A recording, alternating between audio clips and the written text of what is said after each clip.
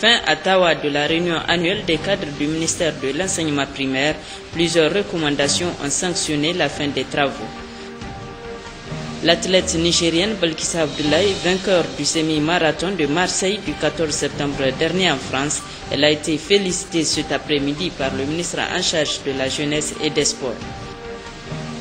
Les vols sont désormais disponibles pour le reste des pèlerins nigériens candidats au Hajj 2014 et seront acheminés Intercept d'ici le 28 septembre. L'annonce a été faite cet après-midi par le commissaire à l'organisation du Hajj et de la Umrah à travers un point de presse. Messieurs, mesdames, bonsoir. La météo en l'entame de cette édition, elle prévoit en cours de nuit de faibles activités pluvio-orageuses sur les régions de Dosso, Tillabéri et Niamey. Présentation Hassan Yacoub. Chers téléspectateurs, bonsoir et ravi de vous retrouver pour votre page météorologique. Elle est dominée en cours de matinée par un temps dégagé et très ensoleillé sur le pays. Au cours de cet après-midi et sur la photo satellitaire de 18h locale, des formations pluvio-orageuses sont observées sur le sud Ader et le nord des régions du fleuve. Au-delà de nos frontières, des amas nuageux sont observés sur le Tchad et sur le nord du Nigeria. À présent, voyons donc l'évolution du temps en cours de nuit. Nous prévoyons des activités pluvio-orageuses faibles sur l'Arewa, le centre et le nord des régions du fleuve. Des passages nuageux sont prévus toujours en cours de nuit sur la partie sud de la région de Difa. Demain matin, nous prévoyons des couvertures nuageuses sur toute la bande sud du pays avec quelques tendances orageuses sur le Dindi. Des suspensions de poussière également sont prévues sur l'Aïr et sur le Kawa. Voilà, chers téléspectateurs, l'essentiel pour votre page météorologique ce soir. Je vous remercie et à demain, Inch'Allah. Une bonne nouvelle pour les pèlerins nigériens restants. Après des jours d'angoisse et d'inquiétude, ils seront enfin tous acheminés en terre sainte de l'islam d'ici le 28 septembre 2014. L'annonce a été faite cet après-midi au commissaire à l'organisation du Hajj et de la Umrah à travers un point de presse. En effet, au vol NAS qui sont en cours, vont venir s'ajouter à partir d'aujourd'hui les vols de Air Niamey. Nous avons les slots, nous avons les avions et le temps qui reste est suffisant pour transporter tous nos pèlerins, Inch'Allah, à Médine. La compagnie Air Niamey a la charge de fournir les plus grands efforts. Et nous savons qu'ils en ont les moyens techniques et aussi les moyens humains. Nous sommes convaincus qu'ils seront à la hauteur de cette importante tâche. Nous avons confiance. Les derniers jours ont été marqués par beaucoup de rumeurs, beaucoup d'angoisse aussi de l'inquiétude. Mais tout arrive à point. Les patients ont toujours raison. Les choses finissent toujours par arriver. Et effectivement, la patience est une vertu de l'islam. Et sa récompense, c'est toujours à la fin la joie. Il me reste ici à remercier, bien sûr, tous ceux qui nous ont soutenus et aidés, notamment les autorités, son Excellence le Premier ministre, le ministre des Transports, le directeur général de l'aviation civile, l'Agence nationale de l'aviation civile, et aussi les agences pour leur compréhension, et surtout les pèlerins pour leur patience.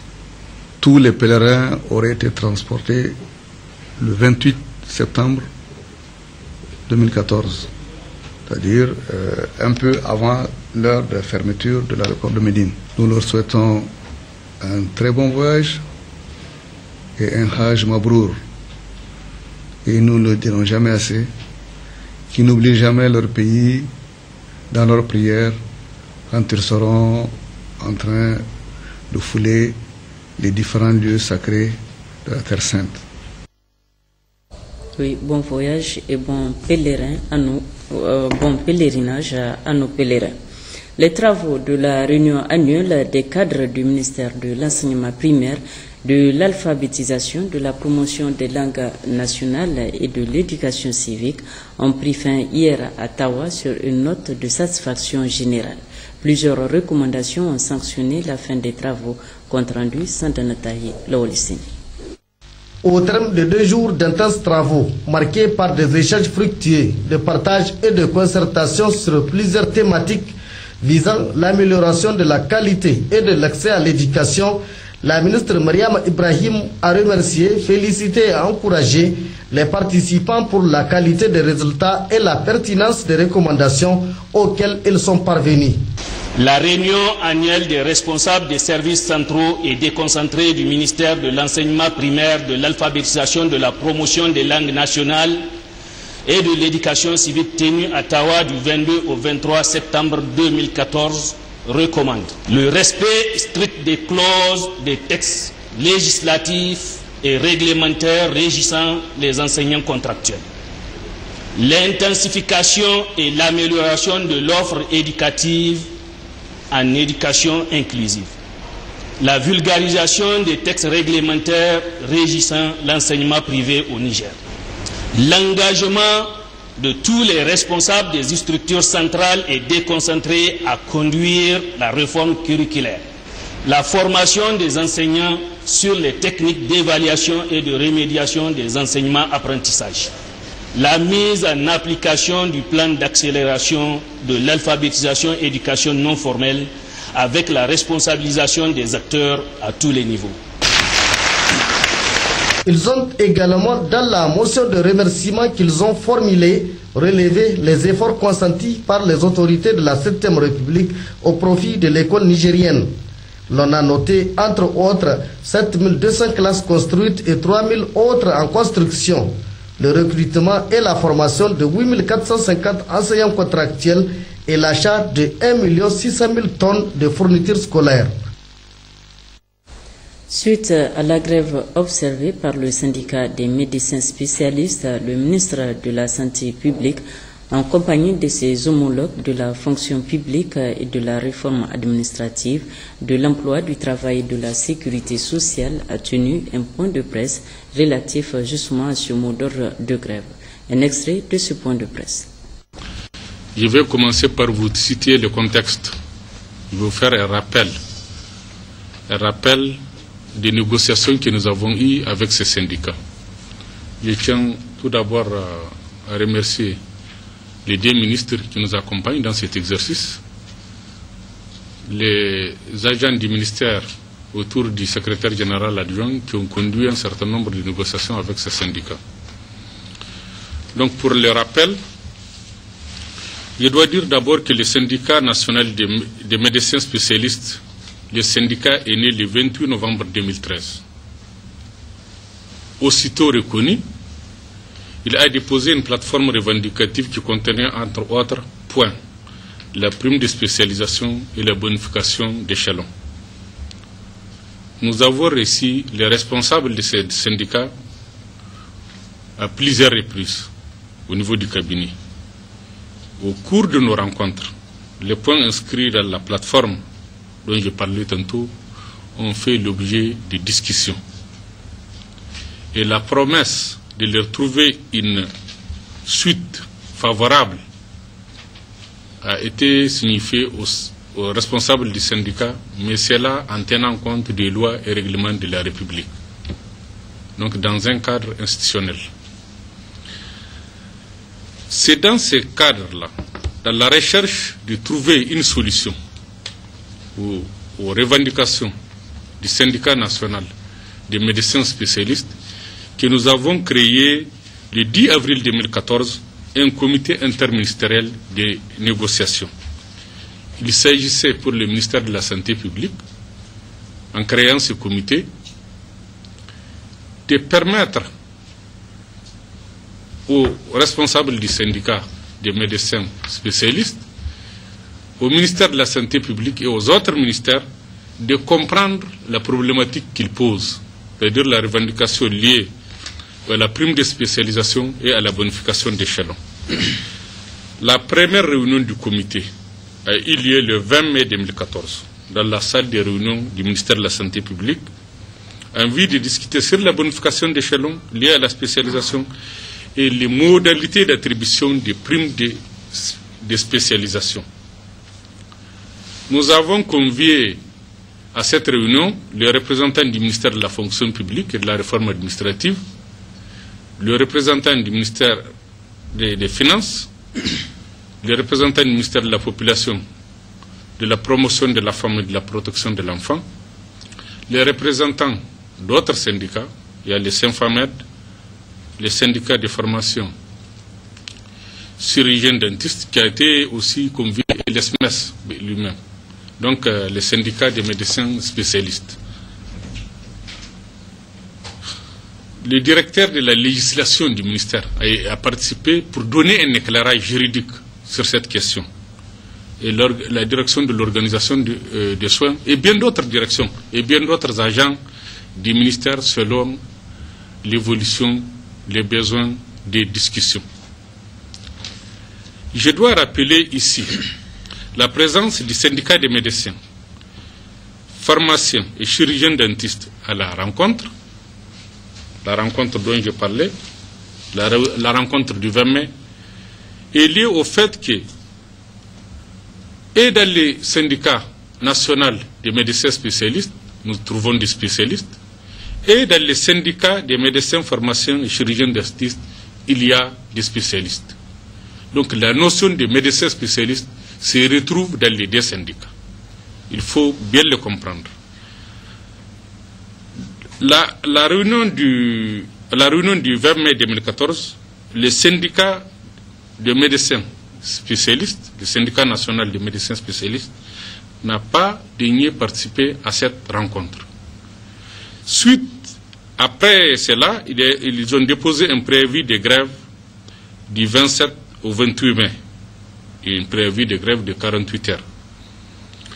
Les membres du bureau de ce syndicat, les spécialistes, nous avons conviés à une séance de travail en vue d'étudier les voies et moyens pouvant permettre de trouver un consensus afin de lever les mots d'ordre de grève. Suite à cette séance de travail, les responsables du syndicat national des médecins spécialistes ont jugé utile de retourner vers leur base, de leur rendre compte et de prendre une décision. Je dois dire que malgré la volonté affichée des autres membres du comité de négociation, nous n'avons pas pu éviter la grève. Un deuxième préavis de grève pire, donc un deuxième préavis de grève a été déposé le 29 mai 2014 pour les journées de 3, 4 et 5 juin 2014. La même démarche, celle de dialoguer, a été poursuivie par le ministère de la Santé publique, tant au niveau du comité comme au niveau personnel. Donc nous les avons conviés au dialogue pour qu'il y ait une compréhension, pour lever tout malentendu et pour réfléchir sur les dispositions à prendre ensemble afin de lever les mots d'ordre de grève. Le 6 juin 2014, le syndicat national des médecins spécialistes déposa encore un autre préavis de grève, cette fois-ci de 10 jours, allant du 11 au 20 juin 2014. Pendant cette période, il y a eu une rencontre entre les responsables de ces syndicats, les ministres d'État aux Affaires étrangères et d'autres personnalités qui ont intervenu, qui ont intercédé pour qu'il y ait le retour à la sérénité. Malgré cela, nous avons eu une réunion le 8 juin encore avec l'ESMES afin qu'il lève son mot d'ordre de grève. Mais dès le 9 juin, une réunion extraordinaire a eu lieu pour encore rappeler, pour demander encore aux médecins spécialistes, à leurs syndicats, d'élever les mots d'ordre des grèves. Au cours de ces rencontres, nous avons étudié les voies et moyens de régler la question des primes et des bonifications selon la voie réglementaire, selon les dispositions de nos lois et selon vraiment de ne pas enfreindre à tout ce qui est réglementaire, à ce qui est loi au niveau de la République du Niger. Donc, après toutes ces informations, après tous ces échanges, nous avons eu un retour à la sérénité grâce à la compréhension des uns et des autres. Ce que nous déplorons aujourd'hui, c'est ces derniers préavis de grève, ou cette grève, j'allais dire, qui a été déposée, qui a été observée par les syndicats des spécialistes récemment, en date du 22, le lundi 22 septembre, au mercredi 24. Donc cette grève a été observée par les syndicats nationaux des médecins spécialistes. Je ne dis pas que tous les médecins spécialistes ont été en grève. Certains, en tout cas, ont été en grève. Malgré que nous, au niveau du ministère de la Santé publique, nous avons fait comprendre à tous les responsables du syndicat national des médecins spécialistes que cette revendication-là dépasse le cadre du ministère de la Santé publique. C'est une revendication qui relève d'un niveau plus élevé, je veux dire, qui concerne d'autres ministères, d'autres travailleurs. Et nous sommes tous obligés de respecter les lois, de respecter les règlements de la République. Et nous avons fait, à travers le comité interministériel dont j'ai parlé, nous avons fait des propositions de sortie de crise, des propositions pour trouver une solution définitive et durable pour la question des médecins spécialistes. En réalité, au fond, le ministère de la Santé publique a créé ce comité pour chercher à voir comment régler définitivement la question des médecins spécialistes. Et même, ils ont fait des propositions qui consistent, si je peux rapidement les rappeler, par exemple, ils ont proposé 50 000 francs par année de spécialisation. Celui qui a fait une année, il a 50 000. Celui qui a fait 2, 100 000, et ainsi de suite, de façon progressive. Et ce qu'il y a lieu de comprendre ici, au niveau du gouvernement, au niveau du ministère de la Santé publique, nous ne disons pas non. Mais il y a des mécanismes, il y a des voies à suivre pour faire aboutir cela. Et tous les syndicats, tous les agents du ministère de la Santé publique doivent être traités sur les mêmes pieds d'égalité. Parce que, autant il y a des spécialistes dans les syndicats nationaux des médecins spécialistes, autant il y a des spécialistes dans les SYNFAMED. Donc cette question, on ne peut pas la régler de façon partielle pour un seul syndicat. Il fallait aussi que les uns et les autres se comprennent pour qu'on s'accorde sur la définition même du spécialiste. Qui est spécialiste, qui ne l'est pas? À partir de combien d'années d'études? À partir de quelle expérience? À partir de quand on est spécialiste? Il y a la définition académique, ça, au niveau des académiciens, au niveau de la faculté des sciences de la santé, ils savent de quoi il s'agit. Au niveau du commerce ou d'autres organisations, ils savent c'est quoi un spécialiste. Mais au niveau de la fonction publique, si c'est lié aux avantages, c'est aussi, on sait à partir de quand quelqu'un qui a fait un certain nombre d'études a droit à certains avantages.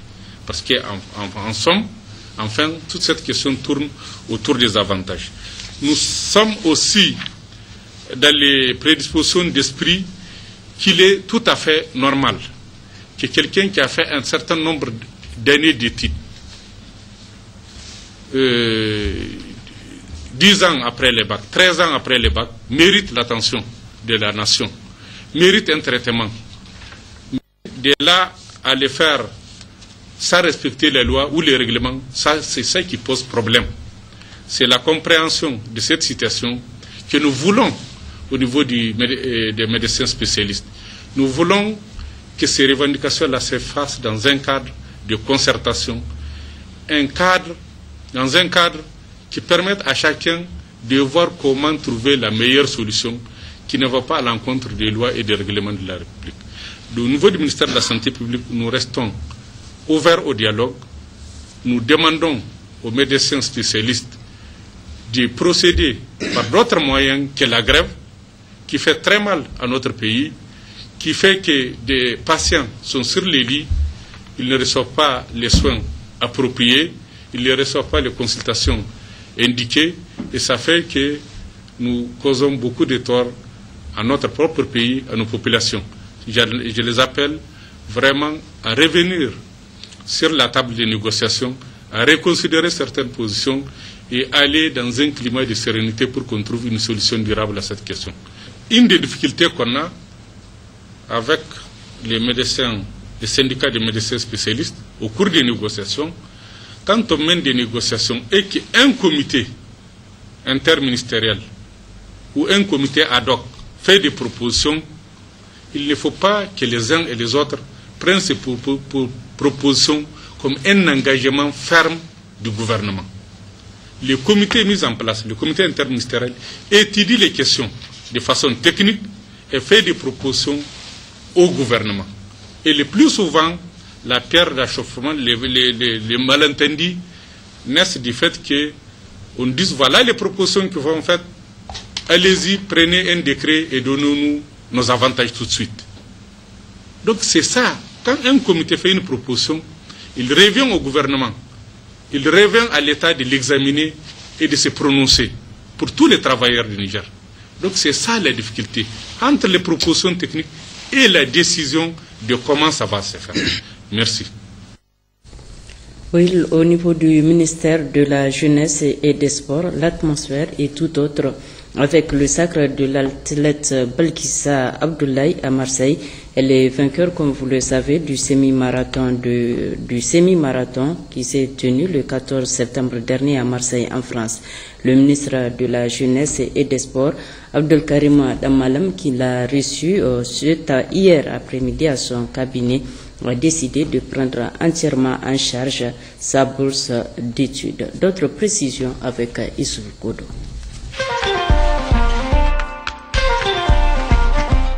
Elle est venue me voir pour la petite histoire. Elle me dit, monsieur le ministre, je suis capable de beaucoup, mais je suis négligé. Je l'ai regardée, j'ai dit, ma fille, est-ce que tu es prête à ce que je te soumette à un test avec un entraîneur pour voir tes capacités? Et si tu me convaincs, je me porte fort de prendre des engagements en ce qui te concerne pour la suite de ta carrière. Je le dis sous son contrôle ici. Mais je ne l'ai plus revue. Elle n'est pas revenue. Elle l'a accepté, oui. Je ne l'ai plus revue jusqu'au jour où on m'envoie un message pour me dire que Balkissa a gagné, a remporté le trophée du marathon de Marseille. J'ai appelé la directrice des sports de haut niveau pour dire, mais est-ce qu'il s'agit de ma même Balkissa ou bien c'est une autre? Elle dit c'est elle, je dis non, c'est pas elle. Nous avons discuté, je constate aujourd'hui que c'est elle. Alors félicitations Balkissa.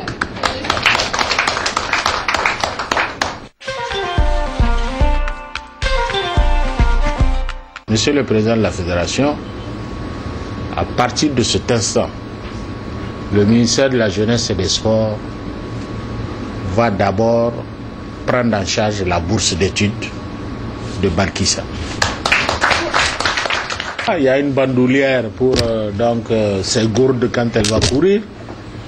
il y a des débardeurs pour s'habiller et un lot donc de bas. Donc je pense que dans un premier temps, voilà ce que le ministère peut offrir à Balkissa. Et c'est parti pour une carrière sportive promoteuse si et seulement si Balkissa Abdoulaye, âgée de 21 ans, accepte elle-même qu'elle n'a d'autre concurrente que elle-même, en revenant bien sûr sur terre, tout en conciliant ses études et le sport, qui vient de prendre en charge sa bourse d'études. Pourtant, il s'en est fallu d'un cheveu pour qu'elle n'assiste pas à ce meeting de Kwaka. En Kwaka, l'athlète nigérienne était la dernière à débarquer à Marseille tard dans la nuit pour une compétition prévue à 8 h du matin. La corde patriotique ayant vraiment vibré, Balkissa Abdoulaye a soutenu la dragée haute d'abord au climat, premier adversaire, et ensuite aux 544 autres athlètes femmes sur une distance de 21 km en 1 h 25 minutes. Autre performance côté homme où sur 1163 athlètes, les Nigériens ont occupé respectivement la 6e, 8e, 11e et 12e place. À présent, la balle est dans le camp de Balkissa Abdoulaye qui va devoir affronter les études. Elle a encore 2 ans devant elle dans la filière transit douane.